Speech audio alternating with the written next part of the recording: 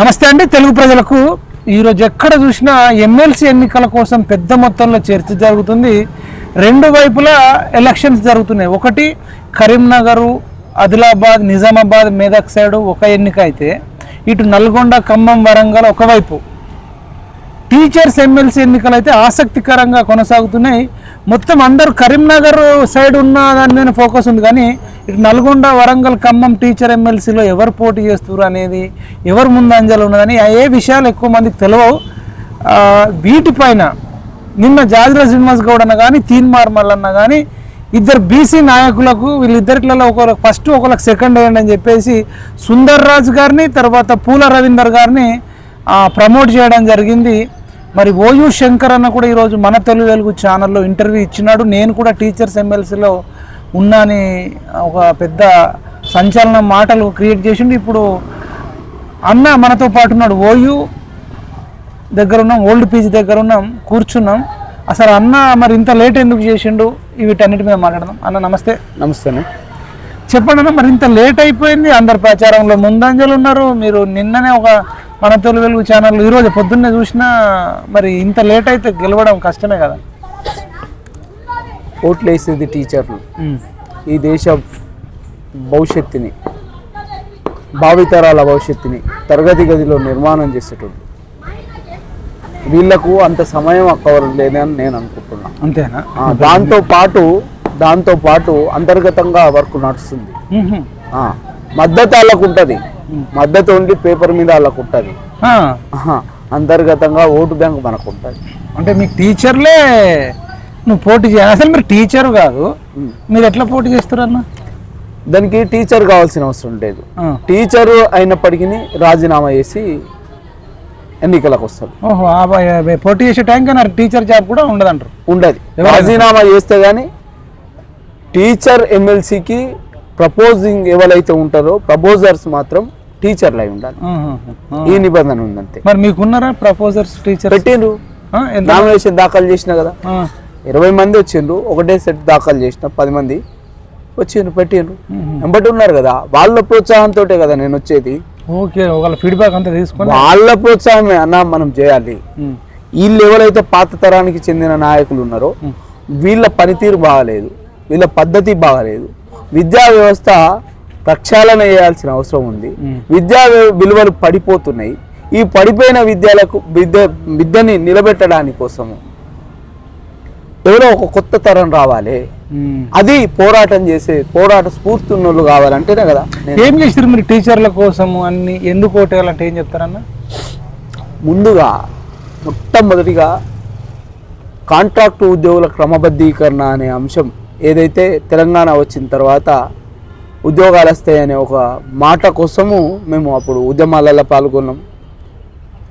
తర్వాత తెలంగాణ సాధించుకున్నాం. తర్వాత తెలంగాణ రావడంతో గతంలో ఉద్యమ నేత అనుకున్న నేత రెగ్యులరైజేషన్ చేసేస్తాం మొత్తం అంటే అట్లెట్లా చేస్తావు? చేయకూడదు కదా. అట్లా చేస్తే అటు నిరుద్యోగులకు ఇటు ఉపాధ్యాయులకు, ఎందుకంటే ఇద్దరికి పోస్టులు దూరం అవుతాయి. కాబట్టి ఇలా న్యూ చేసే ఏదైతే జియో నెంబర్ 16 అనేది ఇది తీసుకొచ్చిండ్రు 2016లో. జియో నెంబర్ 16 తీసుకొస్తే దీని మీద నేనే కేసెస్ ఆపిన. ఇగో నా పేరు మీద ఉంటుంది జియో నెంబర్ 16. ఇది ఇద్దరికి, అటు నిరుద్యోగులకు ఇటు ఉపాధ్యాయులకు ఇద్దరికి ఇబ్బంది అవుతుంది. 2018 నుంచి 2021 డిసెంబర్ వరకు. ఇప్పుడు పోటీ చేసే వాళ్ళు ఎవరు కొట్టట్లేదు. ఇప్పుడు పూల రవీందర్ అని ఉన్నాడు, సుందర్ రాజ్ అని ఉన్నాడు, తీన్మార్ మల్లన్న వాళ్ళకి ఇద్దరికి మద్దతు ఇస్తుండు, జాజుల సినన్న వాళ్ళకి మద్దతు ఇస్తున్నాడు. మీరు చూడలేదా? చూసిన ఒక్కనాడన్నా ఈ వాళ్ళు ఉన్నదే టీఆర్ఎస్లో కదా. ఎవరు ఎవరైతే మనం చెప్పుకుంటున్నామో బీసీ నాయకులు అన్నోళ్ళు వీళ్ళంతా టీఆర్ఎస్ నుంచి వచ్చిన వాళ్ళే కదా. ఉద్యమ టైంలో అంటారు. పూల రవీందర్ గారు టీఆర్ఎస్ తోటి కలిసి పనిచేసిండు. ఉద్యమం తర్వాత రాజు అయితే చైర్మన్ చేసిండు. మరి మద్దతు ఇచ్చే వాళ్ళు ఒక ఆలోచన రావాలి. ఎందుకంటే వాళ్ళు ఏడ పని చేసిండ్రు, ఎక్కడ నామినేషన్ వేస్తుండ్రు, వాళ్ళు ఏ పార్టీలో ఉన్నారు అనేది గుర్తుంచుకొని బీసీ అయినంత మాత్రాన అసమర్థుని కోటేయాలనా? అంటే వాళ్ళకి సమర్థులు బీసీల కదా? పేరిట అసమర్థుని కోటేయాలనా? మీరు వాళ్ళు చైర్మన్ అయ్యారు, అదయ్యారు ఇదయ్యారు అంటారు కదా, అవును. సమర్థులు అయితేనే అవుతారు కదా. ఎవరు నేను చైర్మన్ అయ్యారు అంటారు కదా. ఎంతమంది లేరు టీఆర్ఎస్ పార్టీలో? టీఆర్ఎస్ పార్టీలో గతంలో ఉడిగం చేసిన వాళ్ళు ఎంతమంది కాలే? ఎంతమంది కాలే? వీళ్ళు కూడా వాళ్ళు ఎక్కువ వాళ్ళు అయిన వాళ్ళు కదా. ఎన్నడన్నా వాళ్ళ వాయిస్ అక్కడ వినిపించిందా? బీసీల కోసం వీళ్ళు ఏమైనా చేసిందా ఒక పని అన్నా? మీరేం చేసారు బీసీల కోసం? అరే బీసీ కమిషన్ లేకపోతే బీసీ కమిషన్ వేయించిన కదా, బీసీ కమిషన్ వేయించిన కదా బీసీల కోసం. కమిషన్ మీరు ఎట్లా అయిపోతారన్నా? అరే నేను పిటిషన్ అనుకుంటే వేయించిన కదా, కోర్టును అప్రోచ్ అయ్యి. ఎట్లా నాకు అది అర్థం కాలే. ఏవైతే కాన్స్టిట్యూషనల్ పోస్టులు ఉంటాయో వాటిని ఒక స్పెసిఫిక్ టైంలో నింపకపోతే నాలాంటి సగటు పౌరుడు ఇక్కడ జడ్జిమెంట్, అది కాపీ జడ్జిమెంట్ మీకు ప్రొవైడ్ చేస్తాను నేను. కోర్టును అప్రోచ్ అయ్యి బీసీ కమిషన్ వేయించిన కదా నేనే బీసీ కమిషన్ వేయించిన. వీళ్ళని ఈ సోకాల్ లీడర్లు బీసీల కోసం చేసిన అంటున్నారు కదా. ఇలా మనం అంతా బీసీలమే కదా, మీరు కూడా బీసీడీలోనే ఉన్నారు కదా. బీసీడీలో బీసీలకి 29% రిజర్వేషన్లు ఈ రాష్ట్రంలో. బీసీడీకి 29వ పాయింట్ల రోస్టర్ వస్తుంది. ఎన్నడన్నా సోయి ఉందా వీళ్ళకేమైనా? అసలు వర్టికల్ హారిజంటల్ అంటే వీళ్ళకి తెలుసా? మీరు ఎవరిని అడుగుతారు ఇప్పుడు? బీసీ నాయకులని ఎవరైతే అనుకుంటుర్రో, బీసీ నాయకుల పేరిట ఎవరైతే మద్దతు ఇస్తుండ్రో, బీసీ నాయకుల పేరిట మేము చెయ్యకుండా చేసినామని చెప్పుకుంటుర్రో వాళ్ళకి అడుగుతానని నేను. ఈ బీసీ నాయకులు వర్టికల్ హారిజంటల్ అంటే ఒకసారి చెప్పమను. రోస్టర్లో ఏ పాయింట్ ఎక్కడ వస్తుందో చెప్పమను. ఇప్పుడు మీరు తీర్మార్మలను అడుగుతారా? జాజుల సిన్న సోకాల్ లీడర్లు ఎవరున్నా వాళ్ళందరినీ అడుగుతున్నా ఇవాళ. నాలాంటి నిరుద్యోగికి, నాలాంటి విద్యార్థి నాయకుడికి, నాలాంటి ఉద్యమకారుని కాదని మీరు వాళ్ళందరికీ మద్దతు ఇస్తుండ్రు అంటే వాళ్ళకు మీకు ఏ ఒప్పందం ఉందో అందుకు మద్దతు ఇస్తున్నట్టున్నది కదా. మీరు నిన్న మరి చెప్పారు, ఒకసారి ఇన్ఫర్మేషన్ ఇచ్చారు ఎవరికైనా? మరి మీరు చెప్పకుండా మీరు సడన్గా వేస్తే ఇప్పుడు నాకే తెలియదు. నిన్న మీరు ఒక నల్గొండకు పోయి ఒక ప్రెస్ మీట్, అది వైరల్ అవుతుంది వీడియో. నేను నా మిత్రుడు సుదర్శన్ ఉంటాడు, ఆయన దగ్గర సుదర్శన్ ఉంటాడు. అడిగినా మొదలు అడిగి చూస్తే నువ్వు మళ్ళీ నన్ను వచ్చి ఒకసారి కలవాలంటే ఆయన కలిసే పరిస్థితి లేదేమో అనిపించింది నాకు. ఎందుకు ఫోన్ చేస్తే లేపలేదా? లేపడు కదా. మీరు ట్రై చేసిరా లేదా? కరెక్ట్ చెప్పండి అన్న. మళ్ళీ నాకు ఫోన్ చేసిర్రా? నేను ఫోన్ అయితే చేయలేదు. సుదర్శన్ నాకు చెప్పి మనం మద్దతు తీసుకుందామనే ప్రయత్నంలో ఉన్నాం. ఆలోపే ప్రకటన చేసేసిండు. ఒకసారేమో వరంగల్లో పూల రవీందర్ గారికి అన్నాడు, తర్వాత నెక్స్ట్ డే పోయి సుందర్ రాజన్కి ఆడ నామినేషన్లో మద్దతు చేసిండు. మళ్ళీ తర్వాత ఇద్దరు కలిసి ఒక ప్రెస్ మీట్లో వచ్చారు. అంటే ఏమంటుందంటే వీళ్ళిద్దరు తక్కువ పడుతురు, ఇంకా ఎంత ఎక్కువ మంది బీసీలు అయితే అంత మంచిది. రెడ్డిల నుంచి శ్రీపాల్ రెడ్డి లేడా, ఇంకో రెడ్డి లేడా, నర్సిరెడ్డి లేడా, ఈ రెడ్డి లేడా అని ఆయన అంటూ ఎంతమంది వస్తే అంతమందిని కూడా మీరు ఆదరించండి అని అంటున్నారు. మరి మీరు మళ్ళీ లైవ్లో ఒకసారి ఫోన్ చేస్తారా? మరి మళ్ళీ నాకు ఒకసారి ట్రై చేయండి. మీరైతే తెలంగాణ ఉద్యమకారుడు, తెలంగాణ కోసం జైల్లోకి పోయిన వ్యక్తి, ఉద్యోగాలన్నీ త్యాగం చేసిన వ్యక్తి, తర్వాత అనేక కేసుల మీద ఇటు బీసీల కోసం కావచ్చు, కోసం కావచ్చు కొట్లాడిన వ్యక్తి, పూర్తి అర్హత ఉన్న వ్యక్తి. మీ ఫోన్ అయితే ఖచ్చితంగా లేపాల్సిందే. మీరు గతంలో కూడా తీర్మార్మలను అరెస్ట్ అయినప్పుడు కూడా మీరు అనేక సార్లు మన పిఎంఆర్ టీవీ ఛానల్లో కూడా వాయిస్ ఇచ్చారు. అవును, చెల్ బరాబర్ మళ్ళీ విడుదల కారణం అనేది ఒక బీసీ అనే కారణంతో చెప్పారు, మద్దతు చేసినాము, చాలా తిరిగినాం. మరి పూల రవీందర్ అప్పుడు పెద్దగా మాట్లాడినట్టు నేను చూడలేదు. సుందర్ రాజన్న కూడా తీర్మార్మలకు మద్దతు, వాళ్ళ ధర్మపత్ని ఎవరైతే ఉందో ఇక్కడ వచ్చి ఉస్మానియా యూనివర్సిటీ లైబ్రరీ మీటింగ్ హాల్లో మీటింగ్ పెడితే మేము బాహాటంగా మేము మద్దతు చేసినాం కదా. మేము మద్దతు చేసినాం, అడగకుండానే మద్దతు చేసినాం కదా. నేను మరి సోమాజిగూడ ప్రెస్ క్లబ్లోకి పోయి నేను తీవ్రంగా ఖండించినాం. తర్వాత ఎక్కడికక్కడ ప్రతిరోజు వీడియోలు చేసినాం. తీర్మార్మలను విడుదల చేయాల్సిందే,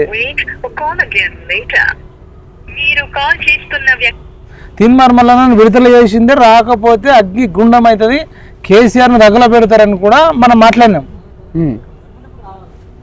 అవును, తీర్మార్మలన్న గురించి అత్యధికంగా వాయిస్ ఇచ్చి విడుదలయ్యేలాగా ఒత్తిడి తెచ్చిందల్లా మీ నాలాంటి వాళ్ళే.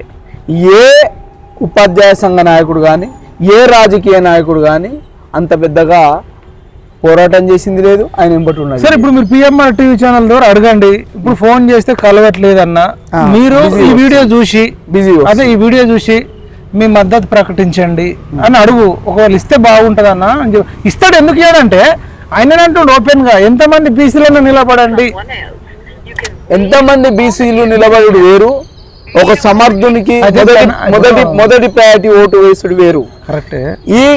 నువ్వు చెప్పుకో, ఏదైతే ఆయన మద్దతు ఇచ్చిన సంఘ నాయకులు ఎవరైతే ఉన్నారో వాళ్ళు ఒక్కళ్ళన్నా నాతోటి కూకుండా పెట్టి ఆయన ఛానల్లో డిబేట్ చేయమన్నారు. చెప్పు అసలు ఏ జీవోలు ఎందుకు వచ్చినాయి, వాళ్ళు మాట్లాడుతున్నారు, అసలు ఎడ్యుకేషన్ యాక్ట్ ఎందుకు వచ్చింది రాష్ట్రంలో, ఏ జీవోలు ఎందుకు వచ్చినాయి, సరే వాళ్ళకి తెలుసు అని అనుకుందామని. ఇలా ఇది జీవో నెంబరు 302.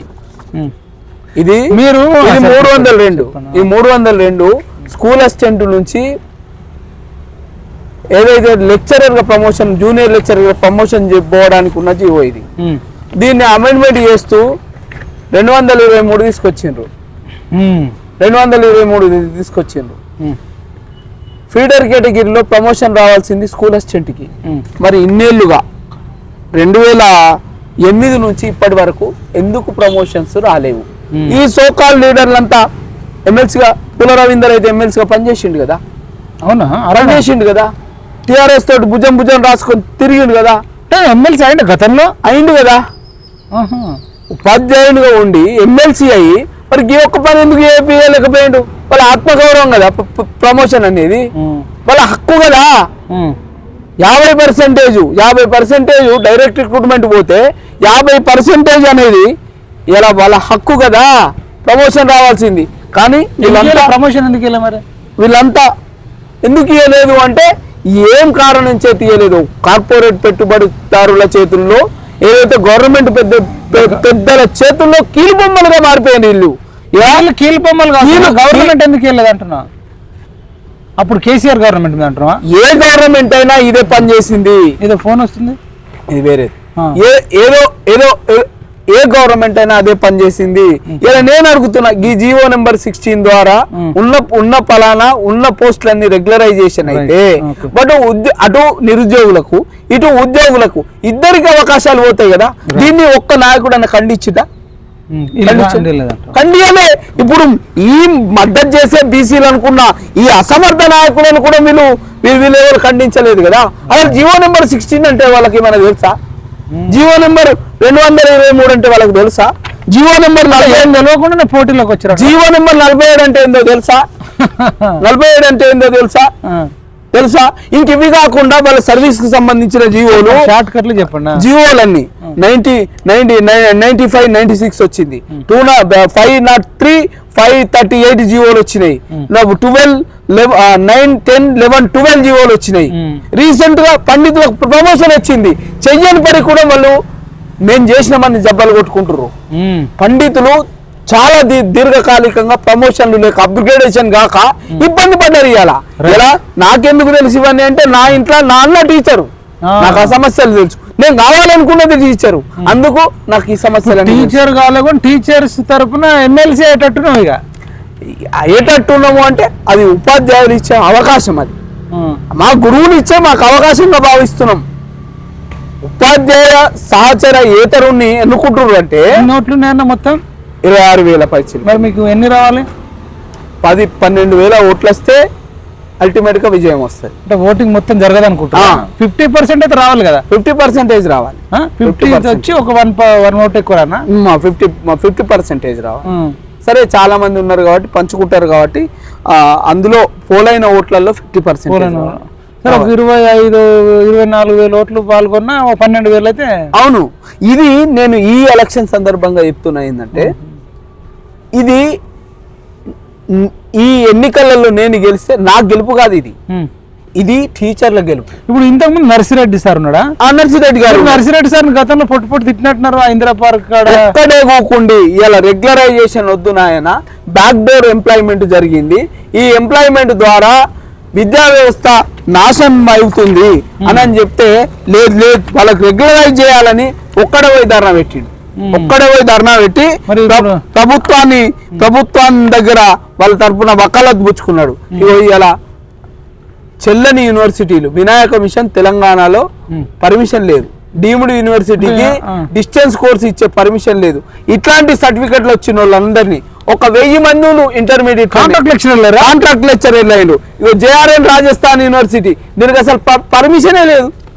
అయితే ఇప్పుడు చూపించాలి. చూడండి, మీరు గతంలో వేసిన నర్సిరెడ్డి సారు కాంట్రాక్ట్ లెక్చరర్లను పర్మనెంట్ చేయడం వల్ల దాంట్లో ఎటువంటి ఫిల్టర్ లేదు, అయినా గెజిటెడ్ జాబులు చేయకూడదు. మీరు ఇప్పుడు ఫస్ట్ చూడొచ్చండి, వినాయక మిషన్ యూనివర్సిటీ అట, ఇది ఎక్కడ లేదని చెప్పేసి మరి అన్న సంచలన ఆరోపణలు చేస్తున్నాడు. తర్వాత ఇదేంటే జనార్దన్ రాయ్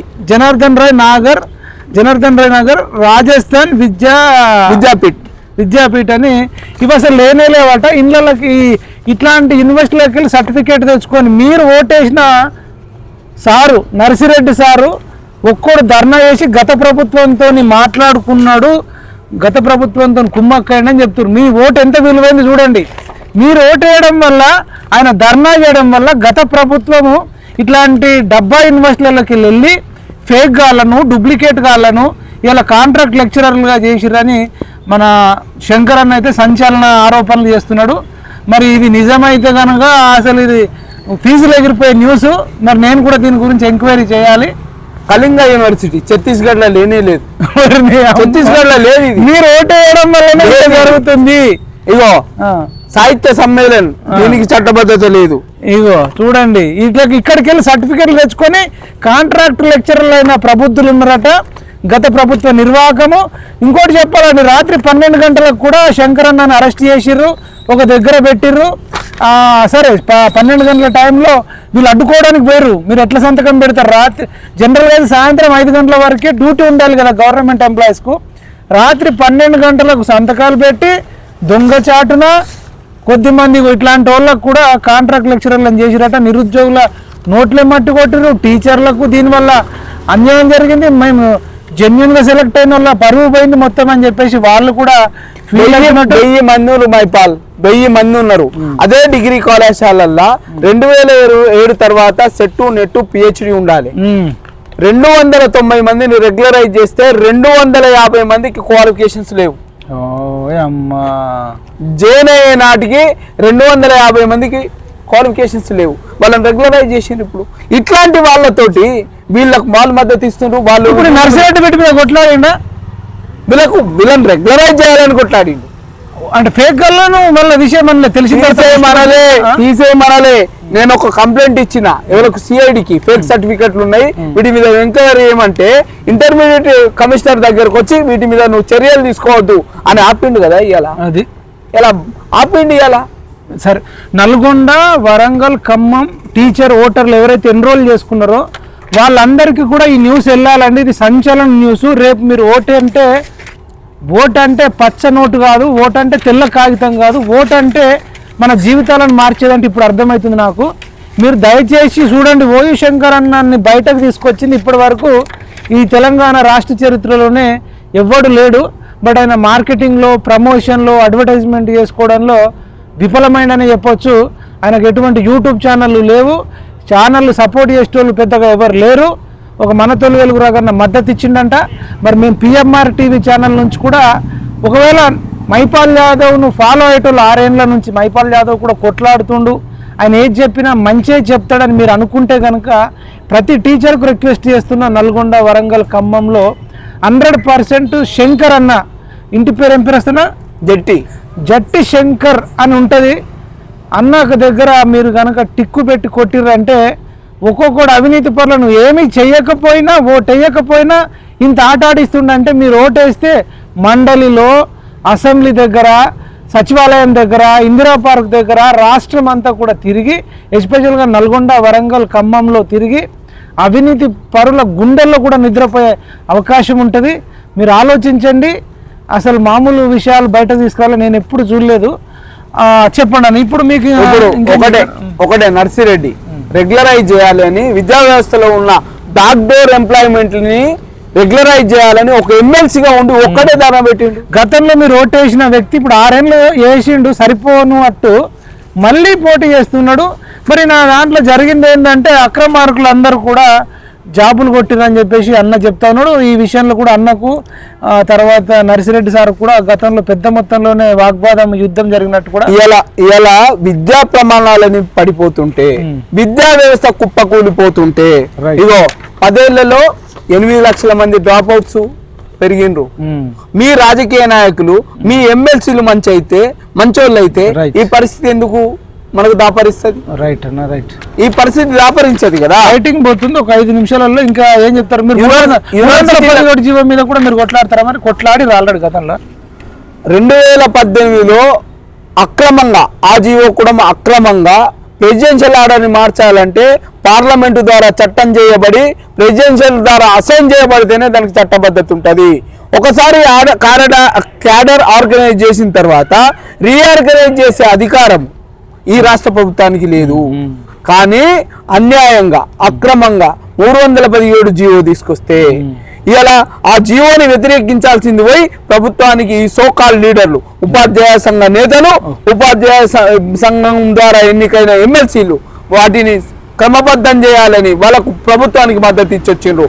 వాళ్ళు 30 మంది చచ్చిపోతుంటే 30 మంది ఉపాధ్యాయులు చచ్చిపోతే వాళ్ళు పోయి అమెరికాలల్లా వాళ్ళ విలాసాలు గడిపొచ్చిండ్రు, చేసొచ్చిండ్రు. వాళ్ళు ఇలా ఇట్లాంటి వాళ్ళు మళ్ళీ ఓట్లు అడుగుతారు. ఎన్నడన్నా వీళ్ళ మౌతుల నుండి ఇగో యూనివర్సిటీలలో ప్రొఫెసర్లు లేరు, ఎన్నడన్నా అడిగిండ్రా? అడగలే. పాఠశాలలలో ఉపాధ్యాయులు లేరు, ఎన్నడన్నా అడిగిండ్రా? అడగలే. బోధనేతర సిబ్బందితోటి టీచర్ల మీద పనిభారం పెరుగుతుంది, ఎన్నడన్నా అడిగిండ్రా? అడగలే.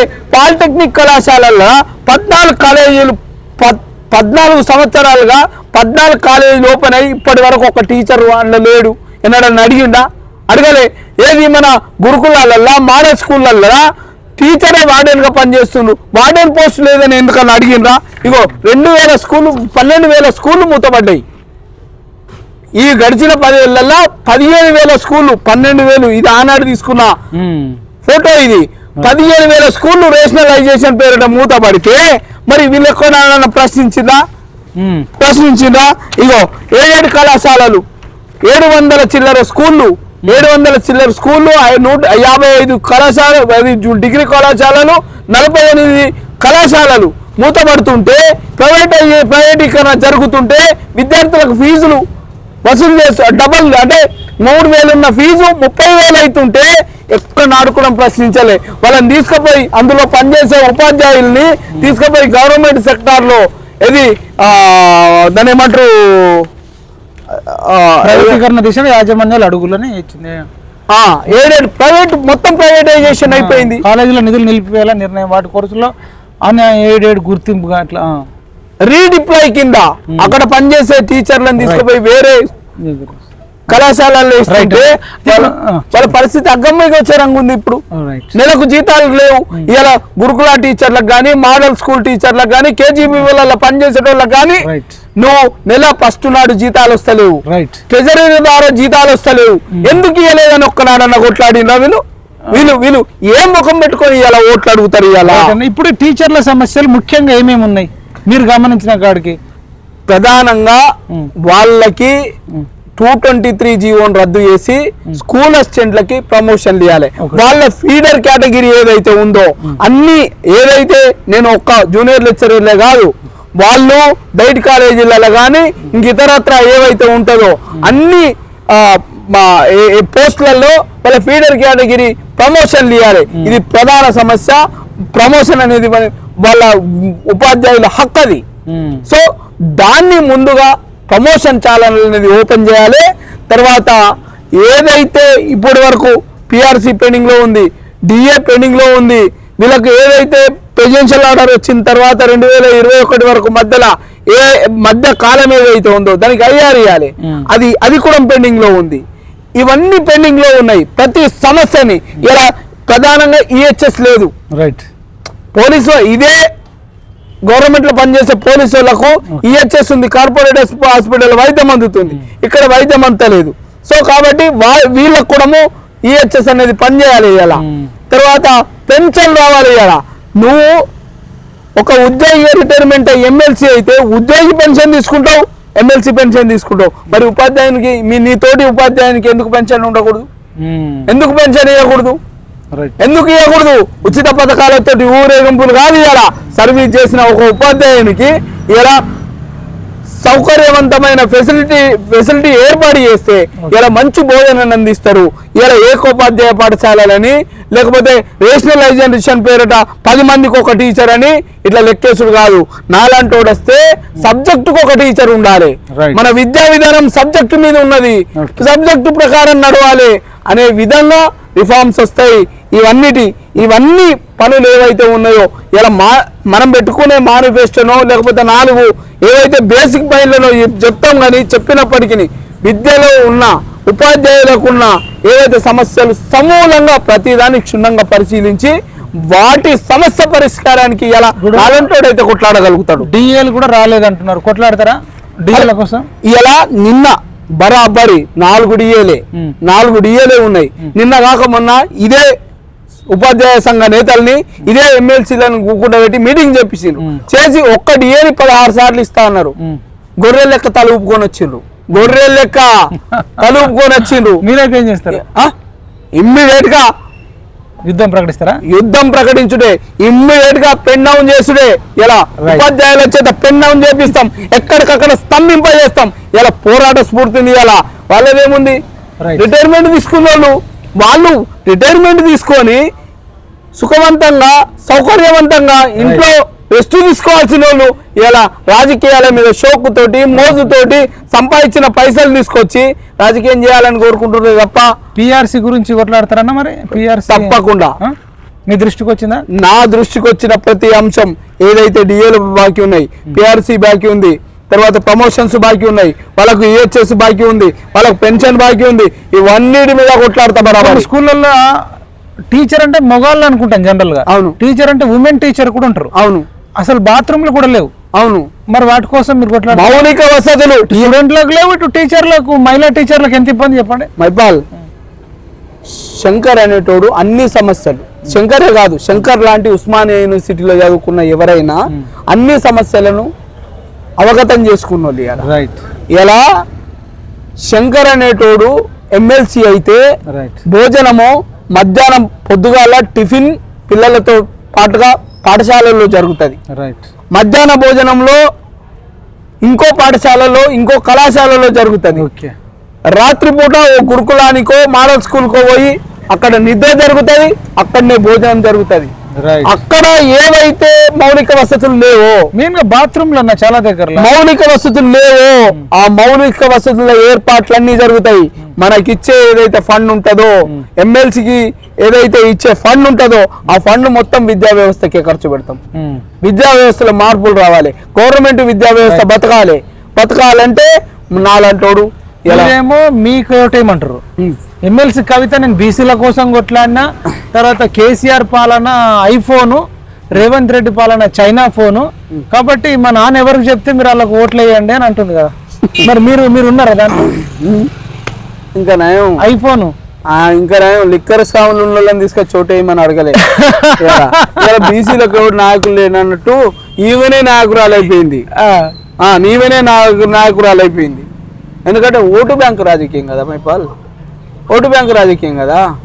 ఈమె ఘనకార్యం ఏం చెప్పు బీసీల కోసం చేసింది. ఇంద్రపార్క్ దగ్గర ధర్నా చేసింది, వీళ్ళ నాయన ఇంద్రపార్క్ దగ్గర ధర్నా చేసింది. ఎప్పుడు చేయాలి? ప్రెస్ క్లబ్ లో ప్రెస్ వాళ్ళ నాయన దగ్గర చేయాలి ధర్నా, వాళ్ళ నాయన దగ్గర చేయాలి. స్థానిక సంస్థలలో బిజీ ఉంటాడు కదా, స్థానిక సంస్థలలో రిజర్వేషన్ తగ్గించినందుకు వాళ్ళ నాయన దగ్గర వేయాలి, నాయన దగ్గర వేయాలి. బీసీ కమిషన్ కి సభ్యులనేందుకు వాళ్ళ నాయన దగ్గర వేయాలి.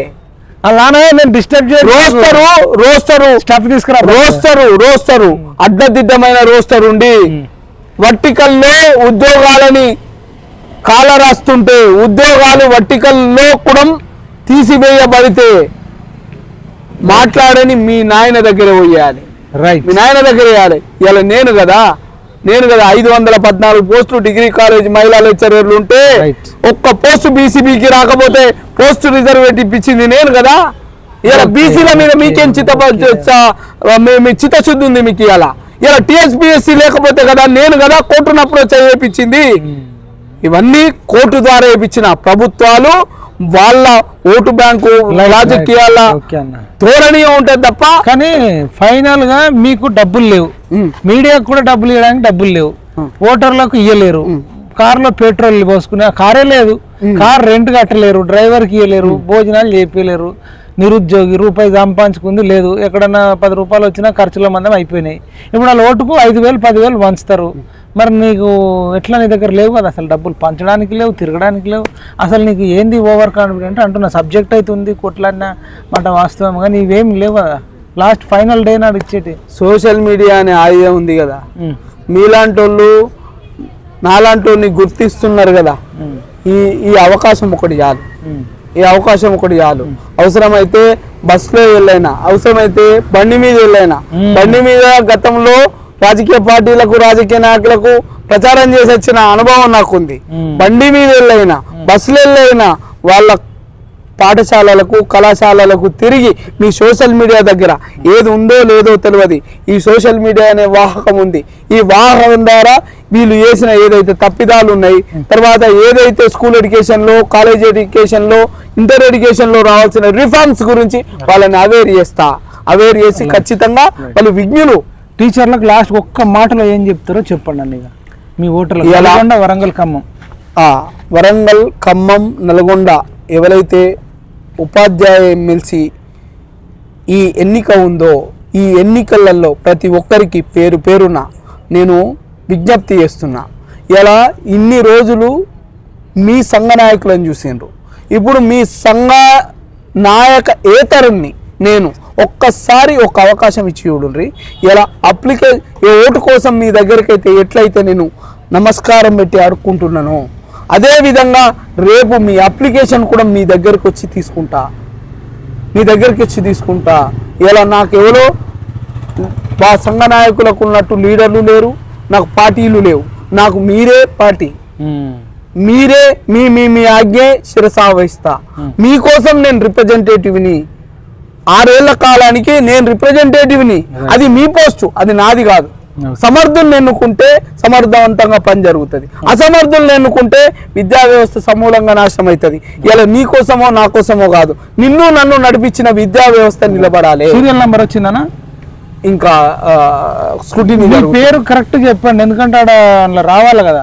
నా పేరు జట్టి శంకర్, మీ మీడియా వాళ్ళంతా పెట్టింది ఓయు శంకర్. అది ఓయు శంకర్. ఇప్పుడైతే ఎలక్షన్ లో జట్టి శంకర్ అని ఉంటది. ఓయు శంకర్ అనేది మీడియా వాళ్ళు పెట్టిన పేరు కాబట్టి జట్టి శంకర్ అనే పేరు ఉంటది.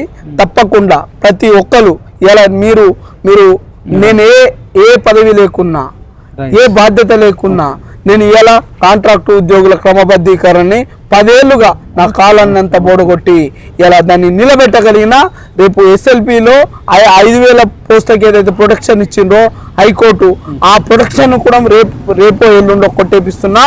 ఖచ్చితంగా మనం పనిచేసి మాట్లాడాలి అనే ఉద్దేశం కొద్దీ ఇన్ని రోజులు లేట్ అయిందే తప్ప నేను ఎక్కడా వెనకబాటు గురి కాలేదు. నేను ఎక్కడా అన్నిట్లలో ముందే ఉన్నా. అంతర్గతంగా ప్రచారం జరుగుతుంది. ఉపాధ్యాయ సంఘాలన్నీ మద్దతు తెలియజేస్తున్నాయి. రైట్, ఆల్ ది బెస్ట్ అన్న. ఇదండి ఓయు శంకర్ అన్నతో సంచలన ఇంటర్వ్యూ. నిజంగా బీజేపీ పార్టీ టికెట్ ఇవ్వలేదు, కాంగ్రెస్ ఇవ్వలేదు, బీఆర్ఎస్ ఇవ్వలేదు, ఇది ఇచ్చినా తీసుకునేటట్టు లేడు కూడా. ఎందుకంటే వాళ్ళు చెప్తే వాళ్ళు చెప్పినట్టే వినాలి. ఇప్పుడు అన్నకు కార్యకర్తలు లేరు, అన్నకు మీడియా లేదు, అన్నకు డబ్బు లేదు, అన్నకు కారు లేదు, పెట్రోల్ లేదు, ఓటర్లకు డబ్బులు ఇచ్చేంత కూడా డబ్బులు లేవు, మందు బాటిల్ పంపరాడు, ఏమీ చేయడు. కానీ ఒక్కటి మాత్రం చెప్తున్నామండి, వెలకట్టలేని త్యాగం అయితే చేసినాడు. తెలంగాణ ఉద్యమంలో జైలుకు పోయినాడు,